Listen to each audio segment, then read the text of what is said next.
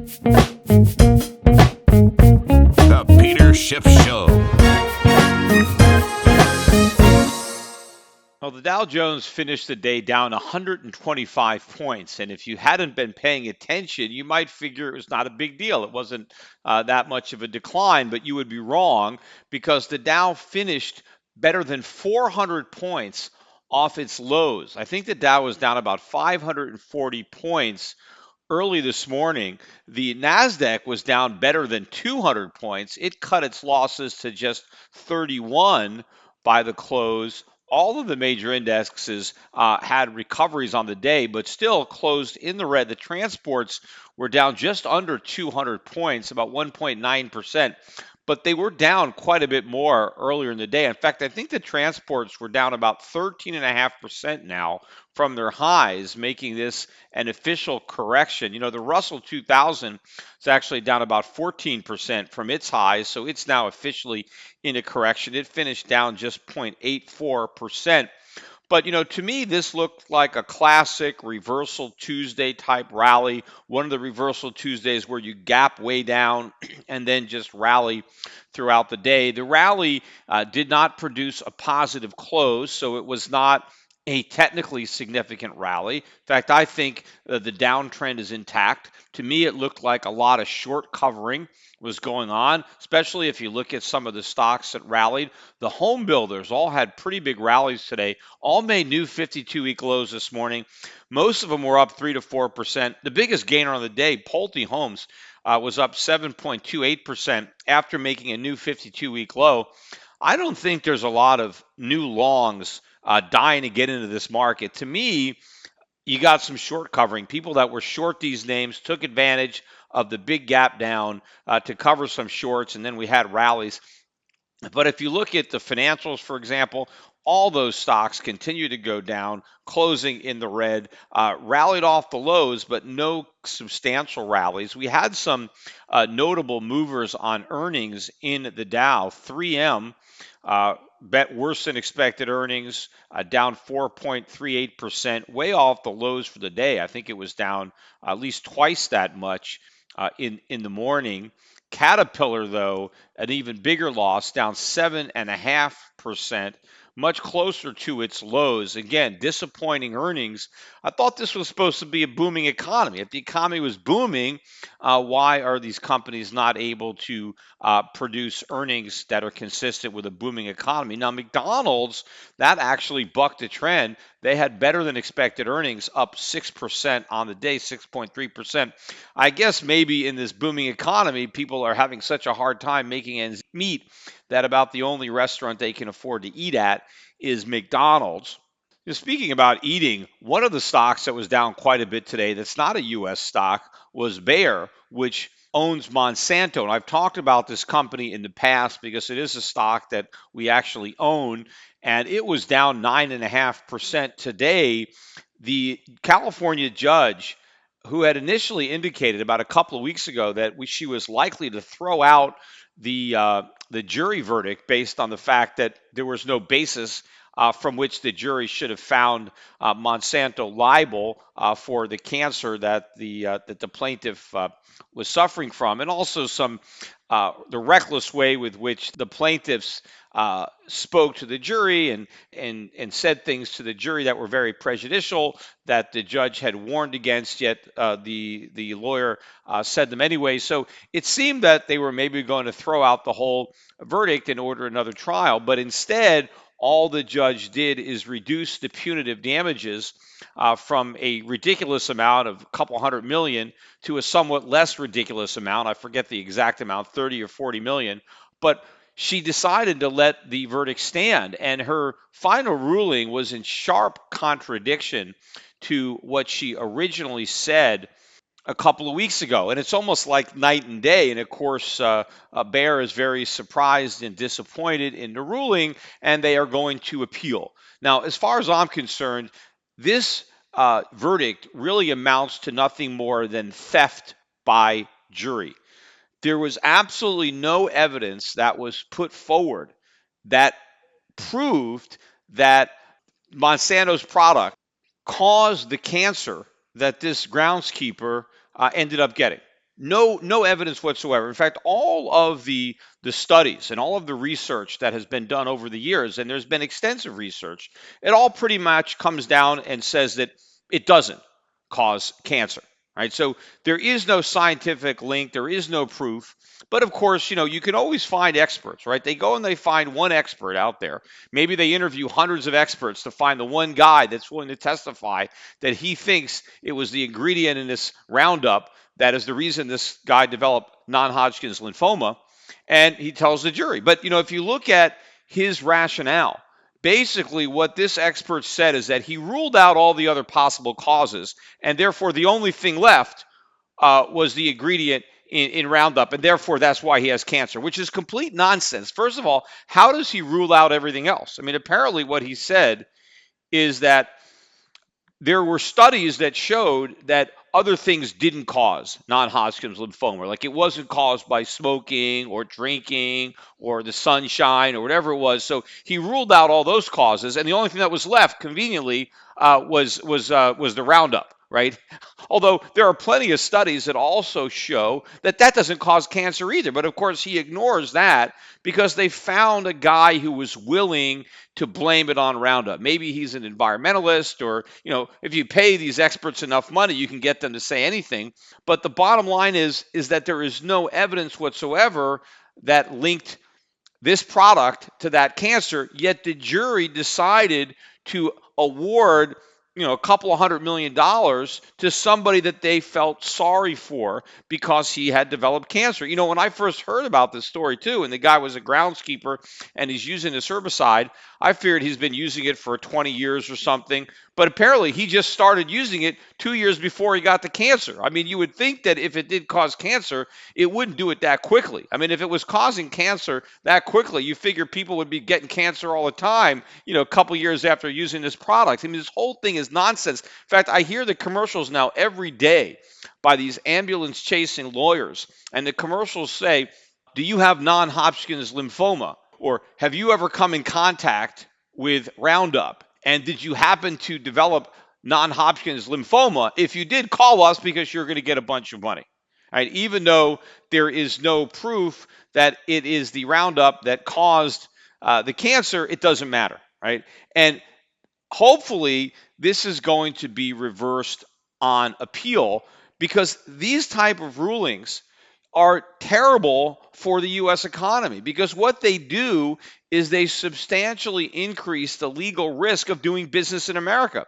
If you get to a position where a jury can steal your money, where it can just basically act as a socialist government and just decide that here is a wealthy corporation, a big corporation, here is a deserving, sympathetic guy, and let's just redistribute the wealth. Let's just take millions of dollars from this corporation and give it to this deserving person who we think needs it more. Although, of course, the lawyers that represented the plaintiff here tried to appeal to the jury's sense of their historical purpose and what they're doing, and you are firing a shot that's going to be heard around the world. You're going to stop these greedy, profit-hungry corporations from exploiting people and deliberately giving people cancer. All a bunch of nonsense. A lot of these environmentalists, a lot of people out there that don't like Monsanto or don't like companies that make chemicals because they say, oh, this is polluting the earth or this is causing disease. And all this stuff is a bunch of nonsense. Look, I mean, I eat a lot of organic products, right? I personally believe that it's better to eat organic products than products where they've been exposed to all these chemicals. Not because I think these chemicals are going to give me cancer. I just think that maybe I'll be healthier if I eat products that are, grown naturally. Now, everybody in America can make the same choice, but they're not going to, because all this organic vegetables and fruits and products, they cost a lot of money. They're like double or triple what you would pay for regular stuff. And what a product like Roundup does, and the industrial version, what it does, and farmers use it to kill the weeds that would ordinarily be growing in their crops and dramatically reducing their yields. So because farmers are able to use products made by Monsanto and other companies, they are able to produce a lot more food, and so food is far more abundant and the price is much lower. And I'm talking about healthy foods, right? Vegetables and fruits. These are all the products that benefit from herbicides and pesticides and things that have chemicals. Now, if we banned all these products, right, just so we didn't have any chemicals out there, and we forced everybody in America to buy organic stuff, well, most people couldn't afford it. Most of your poor people and middle class people, for that matter, could not afford to eat all these fruits and vegetables. So, what would they eat instead? A bunch of crap. They, a lot of processed foods, a lot of starches and sugars. I mean, so as unhealthy as Americans are, if we stopped using all these products and therefore Americans stopped eating vegetables and all they ate was crap, they'd get a lot sicker. I don't know what kind of cancer they'd get, heart disease, they'd be a lot fatter. I mean, Americans are obese enough.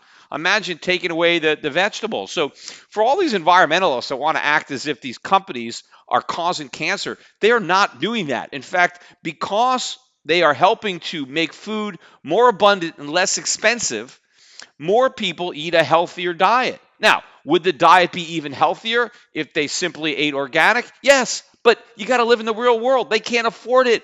The average guy can't afford an all organic diet. So I'd rather have them eat fruits and vegetables that had pesticides and herbicides. And yeah, maybe they're not as good for you, but it's better than eating all the other crap that you would have to eat if the healthier stuff was too expensive. So everybody forgets about that, but hopefully this verdict will be thrown out. I mean, the question is, why did this judge let this verdict stand? I mean, I think this judge has her own agenda. First of all, she's San Francisco. I'm sure she's very liberal herself. And I think she was influenced in large part because when she came out and publicly said she was likely to throw the whole thing out and listed all the problems, she was inundated with letters from the jurors who said, oh, please don't overturn our verdict. I bet she got all kinds of pressure from her community. These judges have to be elected. She's she's got a term, and then when her term is up, she's got to be reelected. And I bet she was thinking, if I, order a new trial, I'm going to be painted as this evil friend of these money-grubbing, cancer-causing polluters. And so she probably was thinking about her own reelection as a judge, and decided that she couldn't do that. I mean, so she did a little bit in reducing the size of the punitive damage, but even the compensatory damages were ridiculous and totally out of line with what they should have paid. But maybe she's thinking, okay, I'll be reversed on appeal, and at least the pressure will be off me because the appellate judges, are not going to have to be worried about being reelected, and they could actually look at it objectively. And sometimes I guess judges are not going to be as critical and self-reflective. They don't want to admit their mistakes. But for me, any self-respecting judge is going to have to look at the evidence and just throw this whole thing out. I mean, just because a jury decides to award it, that doesn't mean it stands. You have to have a judge that will go back and look at the jury. And if the jury comes out with a verdict that is completely inconsistent with the evidence or lack of evidence, it's the job of a judge to get rid of it, to strike it down and say, look, let's have a new trial, because there's no way the jury should have found the way it did, because juries can be swayed. They can be prejudiced. And I'm sure there were a lot of things that the attorney said that prejudiced this jury. But that is not dismantling the jury system. That is basically making sure that runaway juries do not take the law into their own hands and just decide that they're just going to divvy up the wealth and punish people they don't like and reward people they feel sorry for, even if the people they don't like didn't do anything wrong. But the problem is going to be if this verdict stands, right, then it is going to increase the cost of doing business dramatically in the United States. Everybody is going to have to pay more money for everything because anybody can be sued for anything and get millions of dollars, right? It's going to open up the floodgates. Lots more people are going to take a shot at, at filing a lawsuit because there's lots of money at stake. It's like a lottery ticket. Doesn't cost the plaintiffs anything. The lawyers do it. It's a big shakedown. And these verdicts are going to scare other companies into settling. And so all this litigation just makes America a much less competitive economy. Companies aren't going to want to do business here. And when they do, they're going to have to charge a lot more money to cover their potential legal liability. But let me get back to talking about the overall market and the the excuses that are being offered as to why the market is declining, because nobody wants to admit that the market is declining because we're in a bear market, right? So people are always trying to come up with ways to blame the market. Well, the newest one from the Republicans, and I heard Donald Trump talking about it, and then Larry Kudlow again today. Trump and Kudlow are blaming the fear among investors that Democrats will take Congress in the midterm elections. And because of the concerns about the Democrats coming, that's why the market is going down. Because, of course, the Democrats are going to undo all this great stuff which Trump has done. But, of course, that's impossible. Because it doesn't matter, even if the Democrats take the House and take the Senate, and taking the Senate is not likely. But even if they were to do that, whatever they passed, Trump could just veto it. So they can't repeal anything. The only thing that would happen is that you would not get any more legislation potentially that Trump likes. But if what he's already done has already made America great again, right? If America is already great based on what he's already accomplished, then what difference does it make? Right? There's nothing left to accomplish, right? Everything, he's done the job. America is already great again. We've got the greatest economy in the history of the world. So how could a Democratic Congress possibly screw that up as long as he's got a veto pen?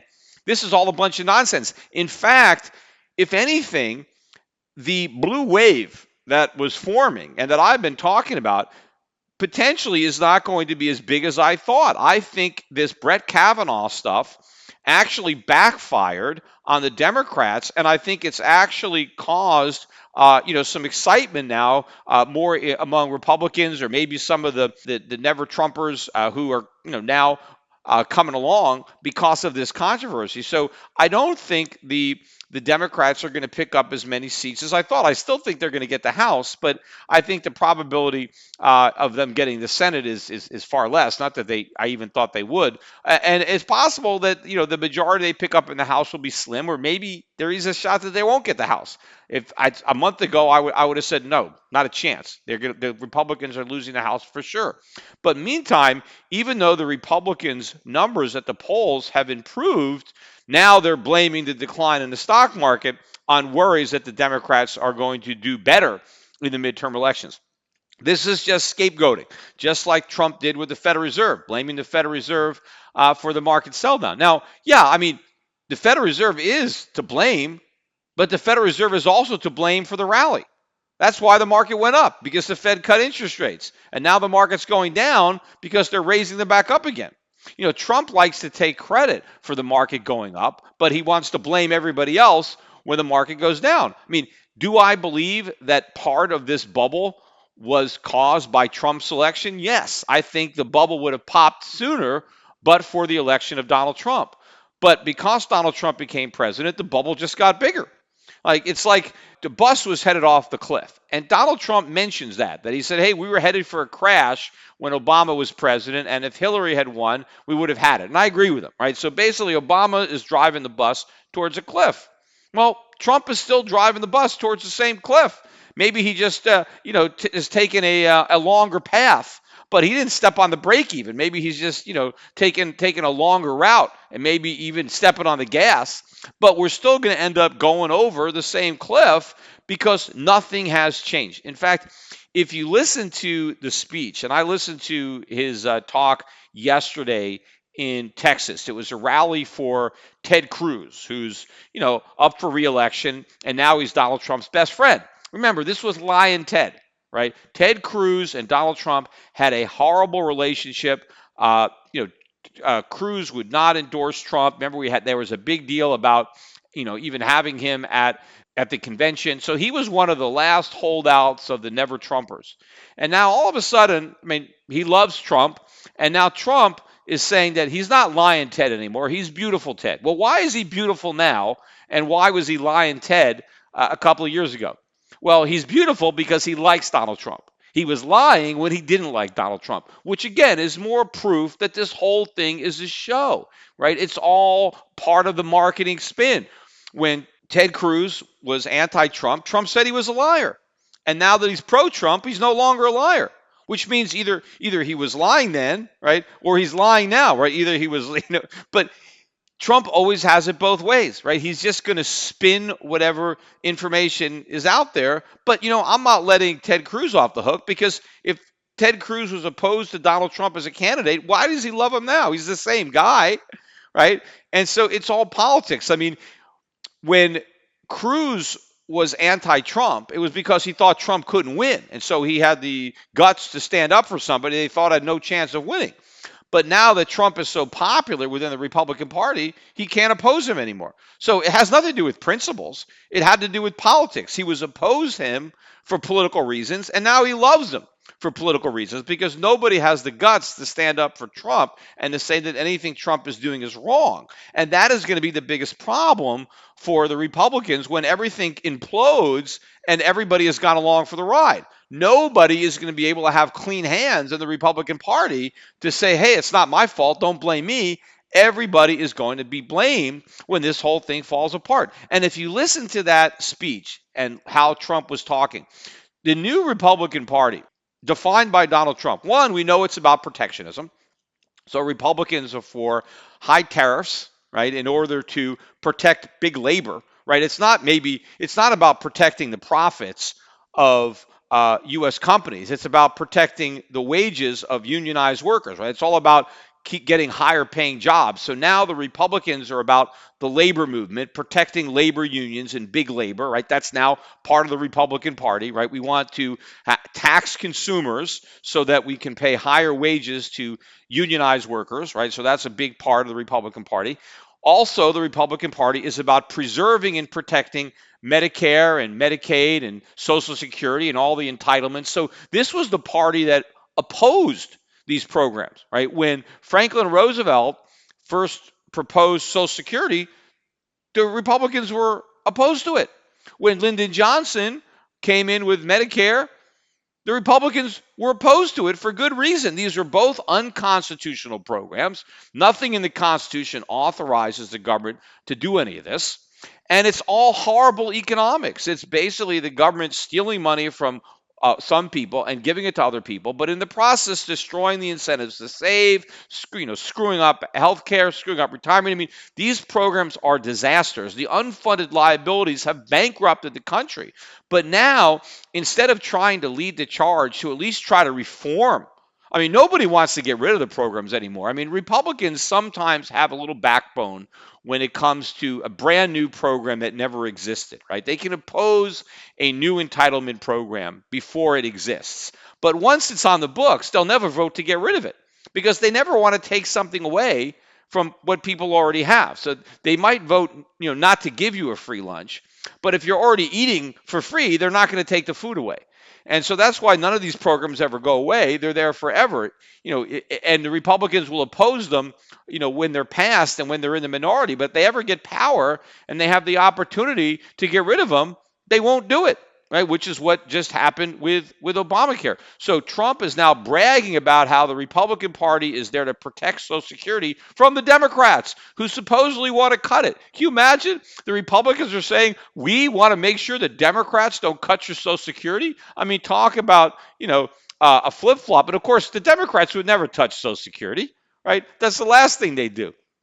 But now you have the Republicans trying to be the party of big government, of entitlement spending growth, without any type of, checks on that. And of course, if the Republicans are committed not to making cuts to Social Security and Medicare, well, the Democrats aren't going to do it either. So he's talking about spending more money on entitlements, right? He also talked about the Space Force again and how we're launching this fifth branch of the service, the Space Force, and also this new nuclear arms race. I mean, the president now wants to beat China and Russia into submission, right? He's got them on the ropes, and now he wants to finish them off by really building and stockpiling a bunch of nuclear weapons. I mean, how much is that going to cost? And, Trump was, too, bragging about how much the Chinese stock market was down, right? That it's down all this like 30% and we're up, and so we're winning and they're losing. And this is great because their market is getting killed, as if this is the proof that what he's doing is right.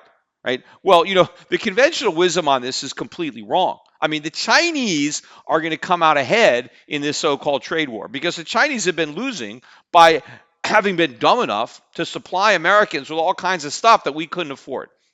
But I bet by the time Trump leaves office at the end of his first term, because I don't think he's going to have a second term, but I believe the Chinese stock market will be higher than it was the day he was elected, and the U.S. stock market will be lower. So when the verdict is in, judged by his own standards, the Chinese are going to win and the Americans are going to lose. But it's not about the stock market. There are a lot more things that are going to be manifest as a result of this trade war. And I think the main thing is going to be a substantially weaker U.S. dollar and much higher prices for Americans and much lower prices for the Chinese. So the Chinese are going to benefit, they're going to consume more, and Americans are going to suffer. They're going to consume less. But getting back to Donald Trump and his rally and what he's talking about. So we're winning, right? We're winning on this trade war. We're going to make sure that we keep spending money on Medicare and Social Security and don't cut anything. And of course, entitlements are on autopilot, right? They get more expensive every year. So if you don't make cuts, they're just going to keep growing. It's not like they stay the same. We're going to spend more money on the military, on nuclear weapons, on the Space Force. We're going to build a wall, right? We're going to spend money on that. So all he talks about is all this new government spending. Doesn't talk about any government agencies or departments that he's going to eliminate or cut, right? It's all about more money that's going to be spent. And then he talks about another tax cut, right? As if he hadn't already cut taxes enough. Now he wants to come out with this new tax cut. He's talking about a 10% tax cut that's just for the middle class, right? So this is a pure bribe to the voters, right? Vote for Republicans to get your extra 10% tax cut, right? So he's just basically handing out stolen stuff. We're going to, cut your taxes, just like he wants the people on Social Security to vote Republican, because we're going to protect your Social Security from those Democrats who would try to cut it. Right? So Trump is trying to be all things to all people by buying the votes of everybody, right? Handing out money, hand over fist to every possible constituent, whether it's with the government giving you money or the government just taking less money away from you. But if Trump is going to promise all this good stuff from government, that we're going to keep on spending money on entitlements, we're going to jack up spending on the military, we're going to build up our nuclear, armament, we're going to have this Space Force. Okay, well, if you want all that stuff, then tell Americans how much it's going to cost. How much are their taxes going to have to go up to pay for all this stuff? But instead, Trump is saying, we're going to give you all this stuff and we're going to cut your taxes at the same time. It's all going to be free, right? This is guns and butter that would probably make Lyndon Johnson blush. Because you know what else is getting more expensive? Interest on the national debt. That's going up. That's the fastest increasing part of the budget, is the interest we have to spend on the money we already borrowed. Yet Trump is borrowing even more, knowing that the interest on that borrowed money is going to get even more expensive. So this is going to end in disaster. The guns and butter policies of Lyndon Johnson, that's why we had the stagflation of the 1970s. That's why we went off the gold standard, because we had printed so much money, for guns and butter to fight in Vietnam and go to the moon and, to have all this social spending, that we just print all this money. We couldn't honor our commitments. We didn't have enough gold to back up all our IOUs for gold that we had been putting out there. And so we had to go out the gold standard, and the dollar tanked and prices went through the roof. And this time, the dollar's going to tank even more, and prices are going to go, even higher. In fact, you're going to need the Space Force just to find the prices, because that's how high into the sky they're going to be. They're going to be up in space. Things are going to get so expensive because the dollar is going to get killed. I mean, look at the articles now coming out. You can see a lot of our creditors don't want to buy our bonds anymore. And especially if we're telling the Russians and the Chinese, hey, we're going to build up nuclear weapons and point them at you. And by the way, will you loan us the money so we can afford to do it? I mean, why would anybody want to loan America money so it can build more nuclear weapons, especially to point them at the people who are loaning them the money? So the appetite for U.S. Treasuries is collapsing as Trump is getting ready to increase the issuance. And of course, the Federal Reserve is already saying we're going to shrink our balance sheet, so we ain't going to be buying any U.S. Treasuries. And by the way, we're going to be unloading the ones that we've got. So there's going to be this huge market for Treasuries. There's nobody there to buy them. The Wall Street Journal had an article about this today, but they still just don't get how bad it's going to be or the implications. I mean, if you are completely hooked on cheap money and you need foreigners to supply it because your own citizens don't save any money. I finally heard some guy on television today saying what I've been saying for years. that, we've been on drugs. He said, I hate to use a drug analogy, but, we've been on the drug of cheap money for a long time. And obviously now they're taking away the drugs, and this is what happens. Yes, but this is just the beginning of what happens. Why do you think these banks are going down? Because these banks are in a lot of trouble, just like I've been saying. They were the principal beneficiaries of the low interest rates. They were able to make all these loans because the cost of money was free. They got money for free, and then they turned around and loaned it out for a little bit more, and they were able to make money because the loans were cheap. And because money was so cheap, asset prices kept rising. So they had plenty of collateral to make all these loans. You're going to reverse this process. Interest rates go up, loans become more expensive, asset prices collapse. There goes the collateral for the loans go into default, the banks start losing money, and now they're insolvent. And then what happens? Well, they got to be bailed out again. Only how are you going to bail them out if the Fed is not printing money, if the Fed is hiking interest rates? You can't, which is why they won't. And the question is, when are the markets going to start to figure this out? Because the dollar is still not falling. Even with the Dow down 500 points today, right? Nobody is starting to think, hey, maybe the Fed won't hike. Now, bonds did have a big rally intraday. They lost back almost the entire rally. They still closed up a little bit, but when the Dow was down 500 points, we had a pretty big rally in treasuries. But as the Dow clawed back, then the Treasury surrendered those gains. But I didn't see any movement at all in the dollar that would suggest that people are starting to think that this weakness in the stock market might mean something.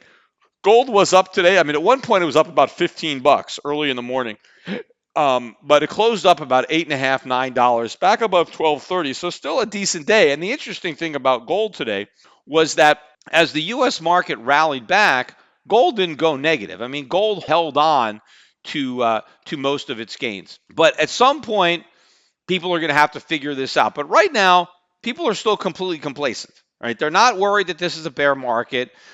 They're not worried that there's another crisis coming.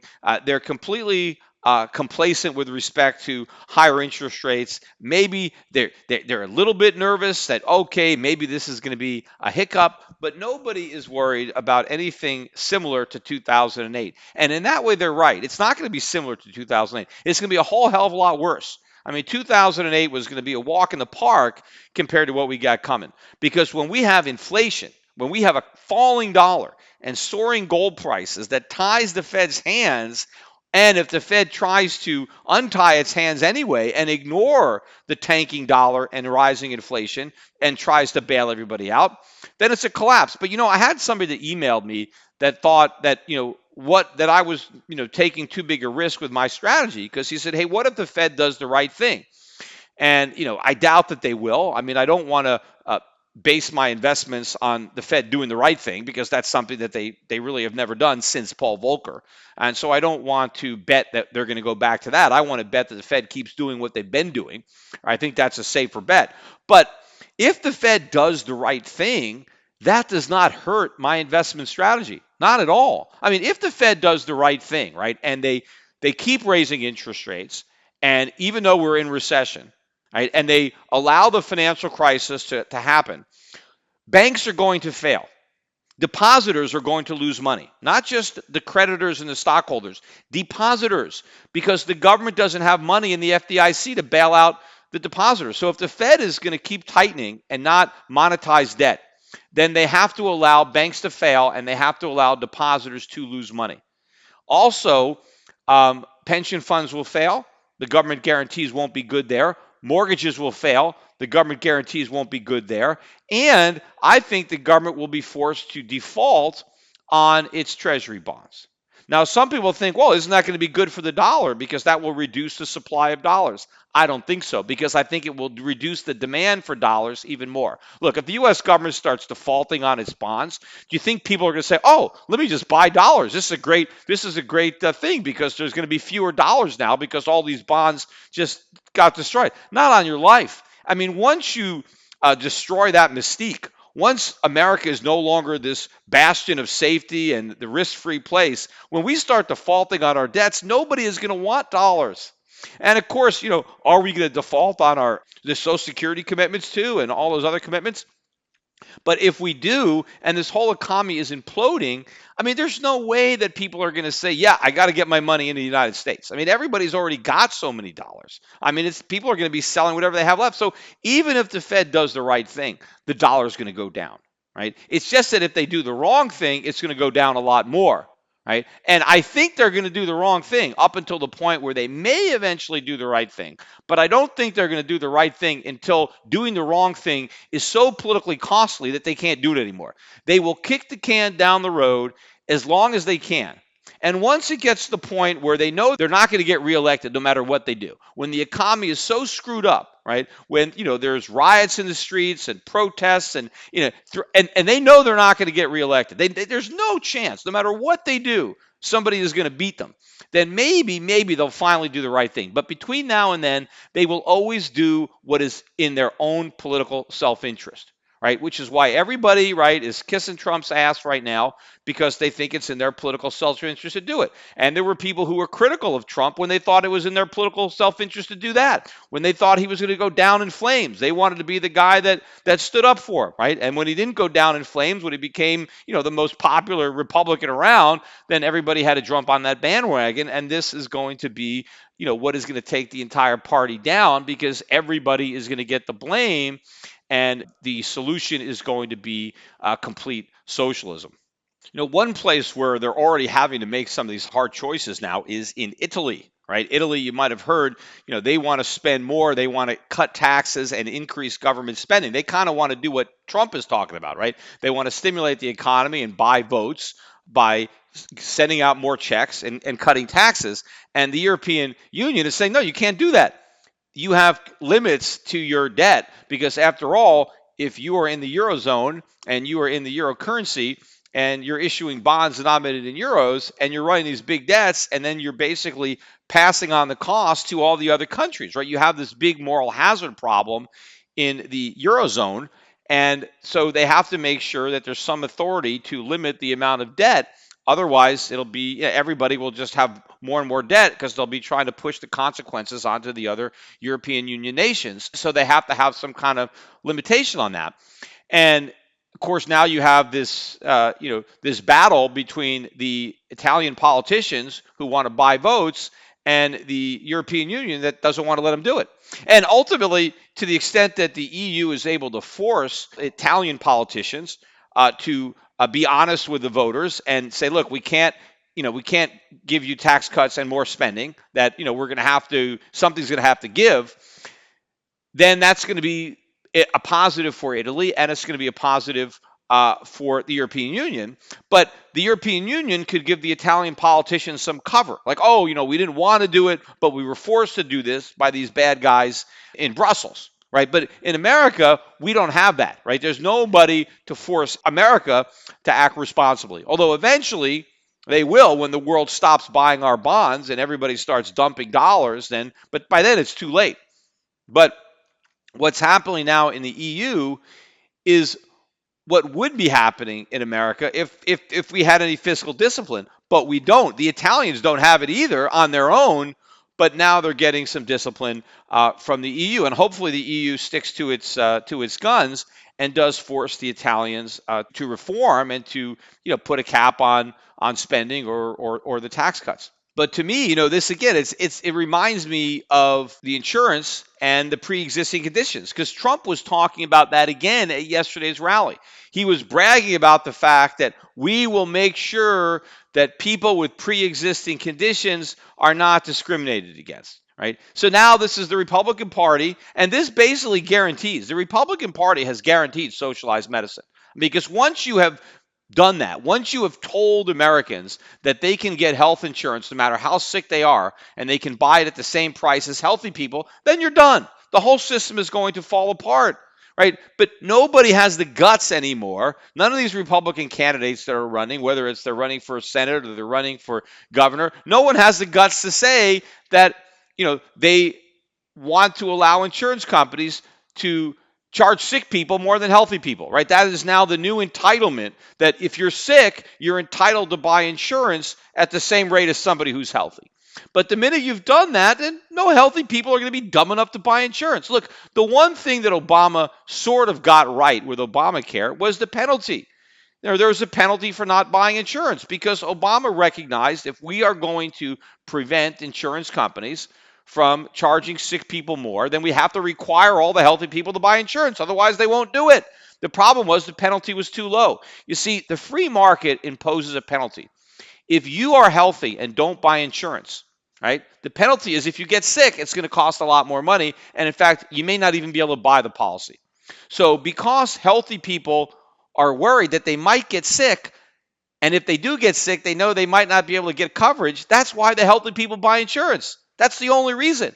It's only because insurance companies can deny you coverage if you're sick or charge you a lot more when you're sick. That's the only reason that people buy insurance when they're healthy. Now, if the government is going to eliminate the market's penalty for not buying insurance, they have to substitute their own. And the Obama's was the penalty tax. The problem was it was too low. Well, what the Republican says, we're going to have no penalty. We're going to make it so that you have no punishment if you don't buy insurance when you're healthy, because you can wait till you get sick and then you can buy it at the same price, right? This is the dilemma, because once the Democrats passed Obamacare, where people now had this new right, the right to force an insurance company to sell you a policy that they know they're going to lose money on, right? The Republicans won't take it away. I mean, what insurance company in their right mind wants to sell a sick person insurance? It's like with a property casualty company. I mean, I'm in Puerto Rico. We had Hurricane Maria. How many people would want to sell a policy to somebody whose house just got destroyed by a hurricane that covered the hurricane that just happened? No, the insurance company only wants to sell you a hurricane policy before the hurricane, because they're betting that there isn't going to be one. And you're betting that there is going to be one, right? That's the gamble that you're making. Well, if you've already had the accident, if you're already sick, well, then it's not a gamble anymore. You're sick. You're going to need the money. What idiot company would want to sell you a policy? But nobody wants to level with the American public and explain insurance, because now the Democrats have created something for nothing. The Republicans are afraid to take it away. And so they pretty much guaranteed that we are on, the fast track to socialized medicine. We're probably going to be there at single payer or full out socialized medicine, probably by, sometime 2022, 23. When the Democrats get the White House and Congress next, that's what's going to happen, right? We're going to get full on single payer socialized medicine, and the Republicans will have nobody but themselves to blame. And speaking about blame, I want to finish up this podcast. I got to talk a little bit about Cory Booker. And there's two reasons that I want to talk about Cory Booker. One is because Cory Booker was recently accused, anonymously so far, of sexual assault. Right? And it happened, I think, on the internet. And it's obviously, there's no actual evidence yet. I mean, anybody can accuse anybody of anything, right? Which is what I said during the Brett Kavanaugh controversy.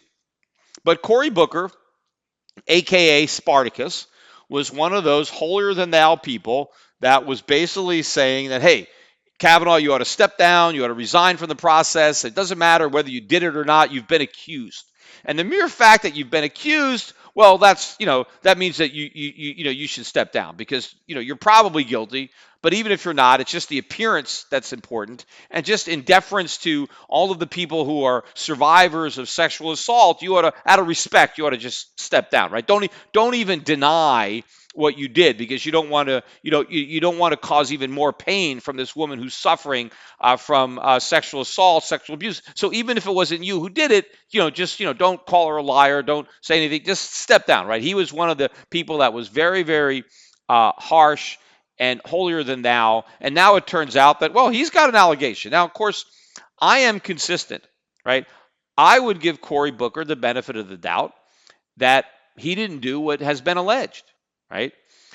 But Cory Booker didn't give the benefit of the doubt to Kavanaugh.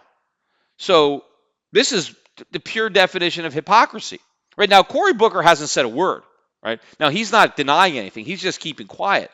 But what about all the other Democrats? Where's all the outrage out there? Now, of course, part of the problem is the person who accused Cory Booker is a guy, right? It's not a woman. So it's a guy. Now, he admits that he's gay, so he is, in a protected minority. I mean, he's not a straight guy, right? So he's one of the good ones, right? He's gay. And so he's oppressed also, and now he's accused Cory Booker of sexually assaulting him. Now, I don't want to get into all the details. You can go read the salacious details of the assault. I mean, I don't know if it's really salacious when it's two guys involved. It's kind of, but anyway, but you can read the gory details of the sexual assault. But clearly, this guy has made an accusation. He's a survivor, right? He has to be believed, right? Because Dr. Ford had to be believed. She was a survivor. Well, this guy survived too, right? I mean, why isn't he being believed? Just because? No, I don't believe him. But what about the Democrats? The Democrats that believed Dr. Ford, who said she must be believed, she's a survivor. Well, why the double standard? Is it because this guy is a guy? Do we only believe women who have been sexually assaulted and we don't believe men? A lot of men are sexually assaulted.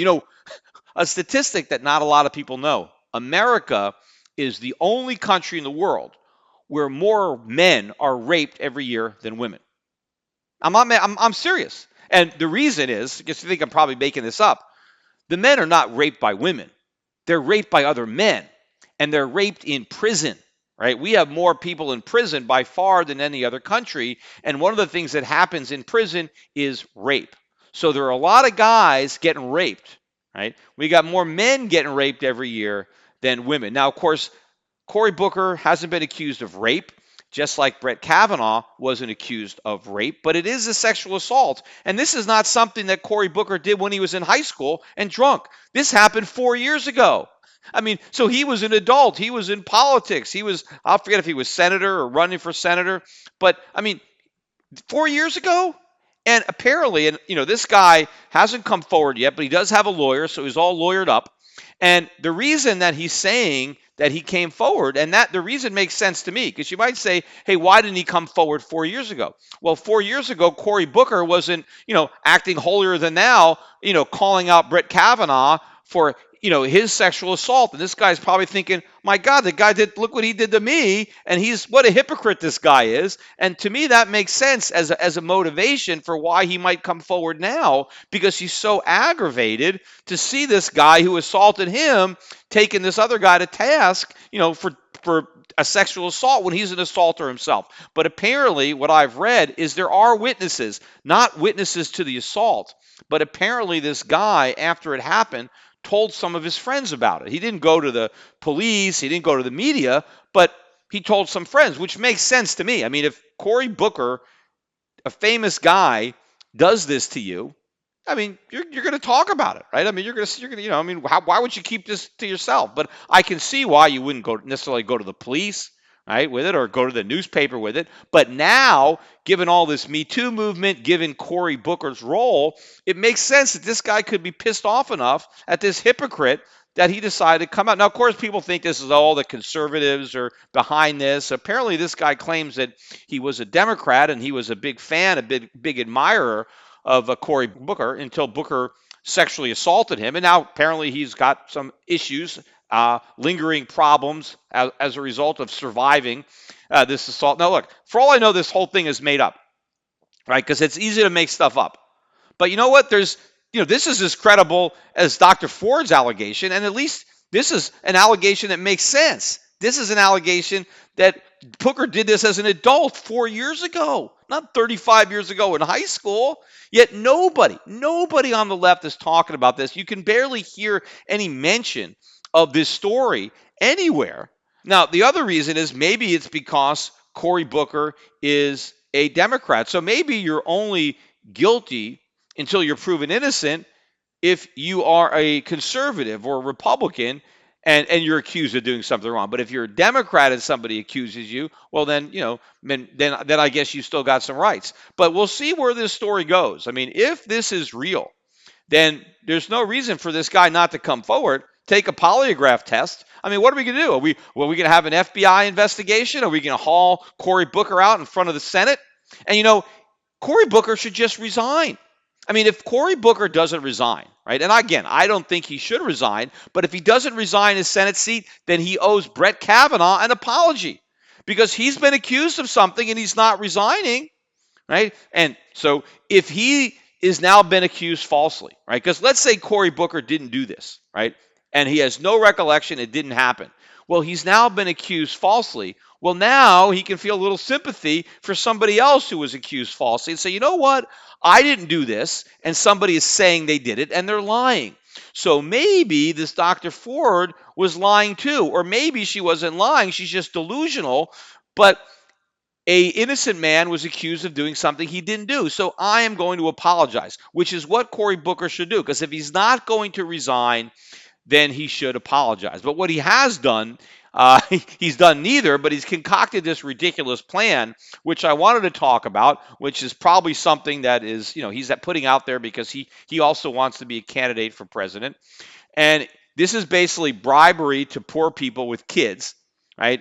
What he wants to do is everybody who's born in America, every single person who's born, rich or poor, the U.S. government gives you $1,000. They deposit it into an account with your name. $1,000. Every child that's born.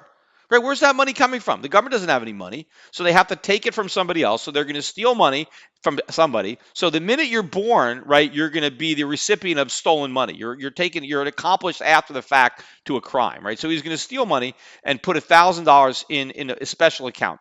And then every year, as long as your parents stay poor, you're going to get another $2,000, right? And as the parents start to earn more money, the contribution gets reduced, and if your parents earn enough money, then you don't get anything, and all you have is that $1,000, maybe earning a little interest in government bonds until you're 18. Now, when you're 18, you can take all this money that you've got and you can use it to buy a house. That's the government's plan. You can take it out at 18 and buy a condo, buy a house, or you can use it for education or starting a business or something like that. But the bottom line is the government's basically stealing money every year and just handing it into these kids' accounts.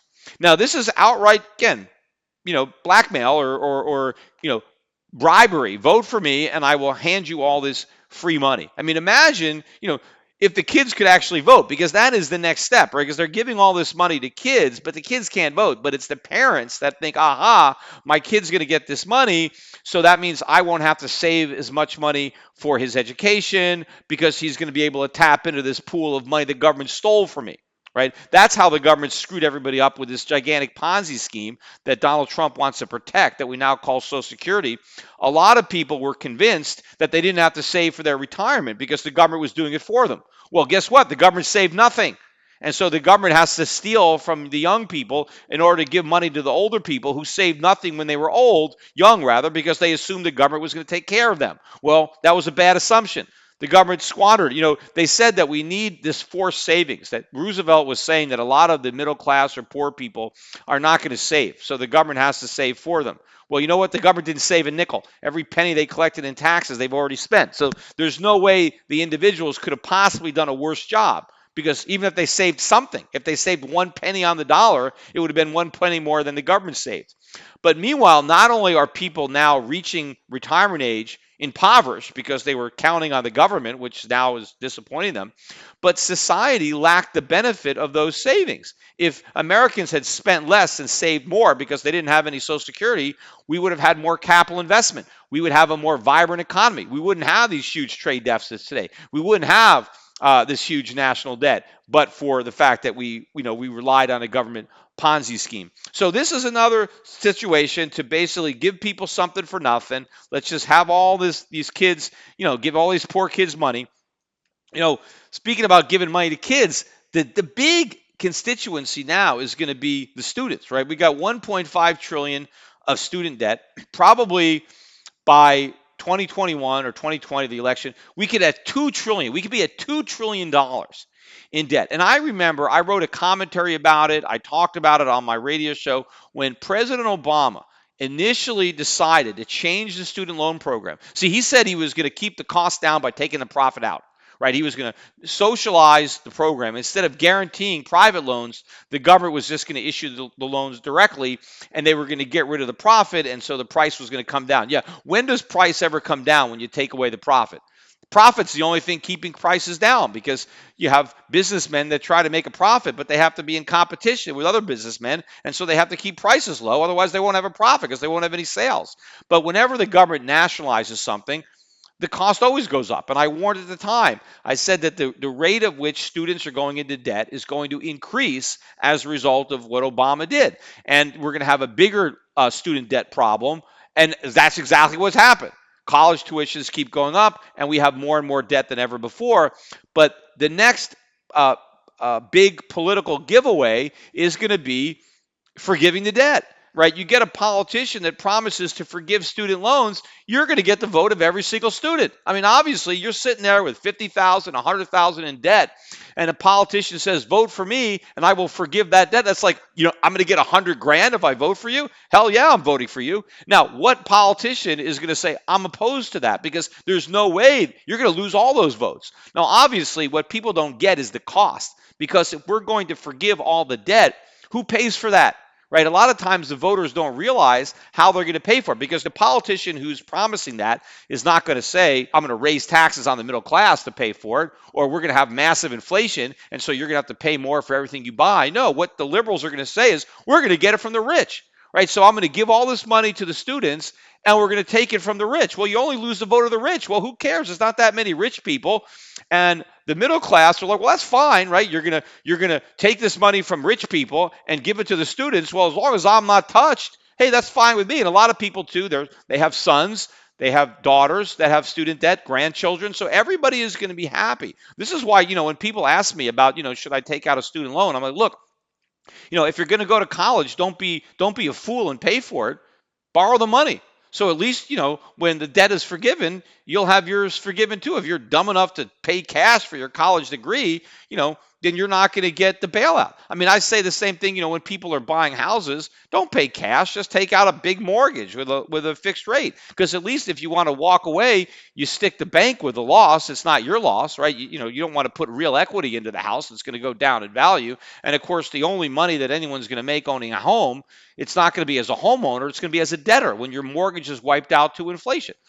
But the fact that you've created this big constituency of highly indebted young people, they're like indentured servants, right? The government now loans them the money, and now they're in debt to the government for the rest of their lives. But now the government can say, oh, vote for me and we'll let you off the hook. Or, they might have some other program where they don't completely wipe out the debt. Maybe if you work for government for a certain number of years, maybe they'll try to craft the program in such a way to make sure that these young people constantly vote for whatever politician promises to keep the wolves at bay. Like, okay, you don't have to pay your loan as long as you keep reelecting me. We'll make sure that you don't have to pay anything. So it's like another group of bought voters, just like Social Security. Why does Trump want to pander to Social Security? Why does he want to say we're never going to cut Social Security? Because he wants all the people who are on Social Security to vote for him or to vote for the Republicans or anybody who's nearing retirement age. Right? Oh, we want the votes of all those people. Nobody wants to take anything from anybody. Nobody wants to give anybody the bad news, right? Trump wants to be all things to all people. Everybody gets everything. No one has to sacrifice. No one has to pay for everything. Everybody eats the free lunch. No one has to cook it. No one has to pay for it. And at least the Democrats say the rich are going to pay for it. Trump says nobody's going to pay for it. It's all coming from heaven, right? It's all going to magically appear because of this booming economy, which isn't even booming. I guess at least the Democrats, their lie seems a little bit more believable. They're not saying the money is going to come from nothing. It's just going to come from these rich people who just, were lucky enough to have all this money, and we could just take this money from them, and they're not going to miss it because they don't need it anyway. And somehow it's enough for everybody to have everything that they want.